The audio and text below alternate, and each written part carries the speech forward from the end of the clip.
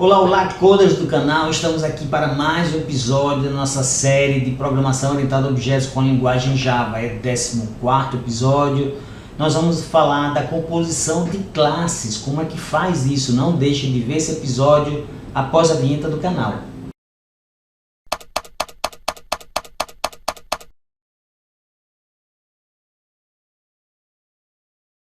Bom pessoal, vamos dar uma olhada como é que faz a composição de classes, o que é isso, né? Esse assunto que a princípio me parece um pouco estranho, né? Inclusive até pelo título, mas vocês vão ver que é extremamente importante para que vocês possam entender como é que são feitos os sistemas, né? Quando a gente pensa em que pequenas classes podem virar grandes sistemas, como é que isso acontece, né?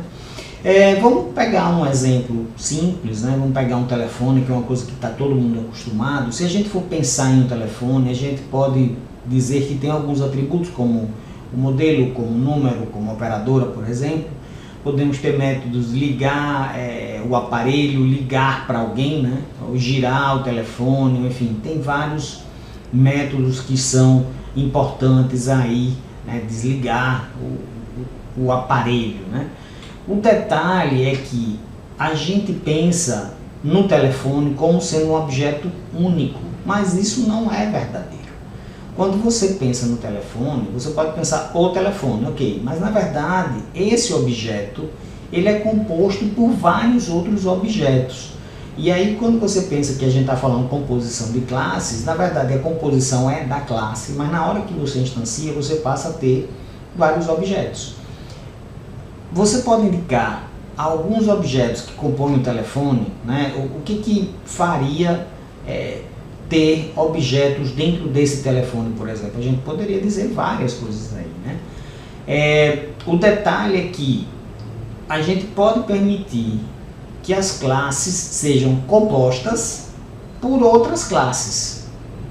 Isso, eu diria que é a chave de todo o episódio de hoje. Você tem uma classe que pode ser construída com várias outras classes fazendo essa composição. E a partir daí, dessa composição, você consegue criar objetos que são muito mais complexos a partir de objetos que são simples, né? Como é que você faz isso? É uma forma extremamente simples. Basta você adicionar atributos nessa classe que você está querendo construir, que são classes de outros tipos. Vamos ver um exemplo. Vamos pensar ainda no exemplo do telefone. Então eu posso ter, por exemplo, vários atributos que são classes. A gente já viu um deles que era o tipo string, né? A gente falou isso. Nós falamos, olha, você pode tratar string como se fosse um tipo básico, mas ele não é. Ele é uma classe. Então, lá você já conseguia criar elementos que eram compostos de classes. Porém, a gente não estava falando especificamente disso. Aqui nós estamos tratando disso. Então, imagine que eu tenho essa classe telefone sendo criada e eu tenho três outros elementos aqui, GPS, câmera e aplicação, que são outras classes. Inclusive, a aplicação é um vetor. Então eu posso ter várias outras classes sendo colocadas dentro da classe que eu estou criando. Isso é muito importante. Por que isso é legal e importante? Porque você consegue instanciar, por exemplo, essas classes, você consegue chamar métodos dessas classes, então você consegue facilitar o desenvolvimento da sua classe sem você ter que refazer todas essas classes ou essa lógica que está lá dentro dessas classes dentro da sua. Isso ajuda demais na hora de desenvolver qualquer tipo de sistema. Então,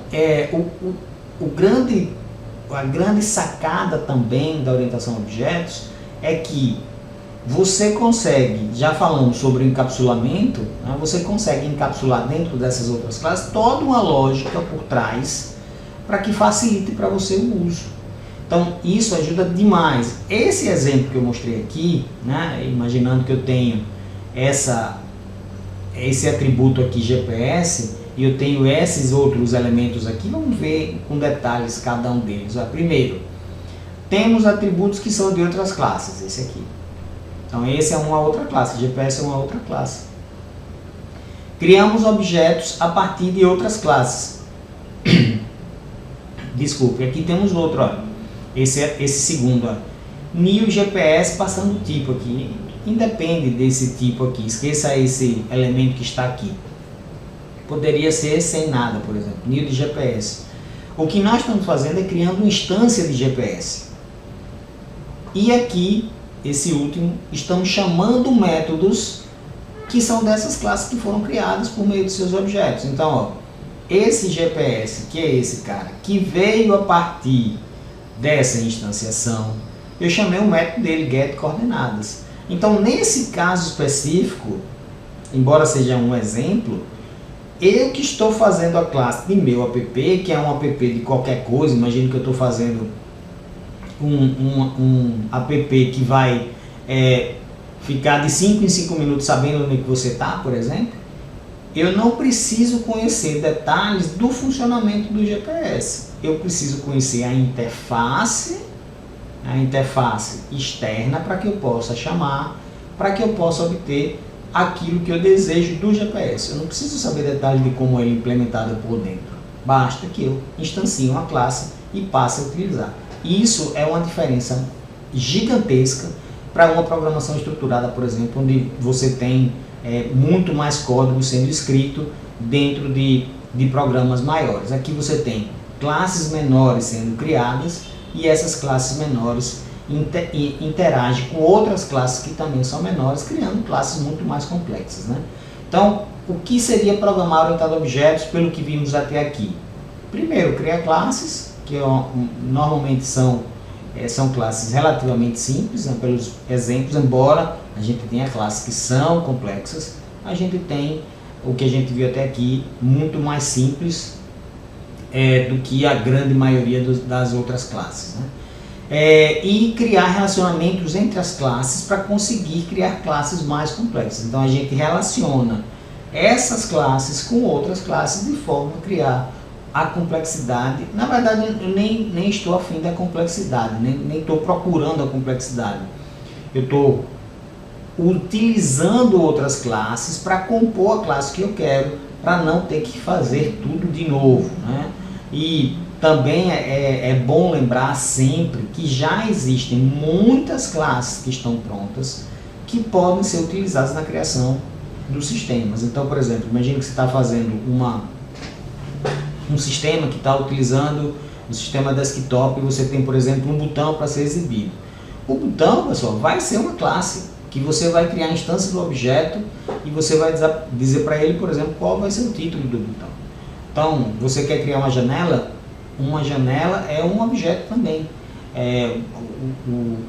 Os botões de maximizar, minimizar e fechar, tudo aquilo são objetos que fazem com que eu consiga montar esses objetos para criar coisas muito maiores que vão resolver os problemas que eu quero. Então isso aqui é a orientação a objetos, é você conhecer esse conjunto de classes que já existem para você ir utilizando dentro do seu problema para resolver aquilo que você está querendo fazer.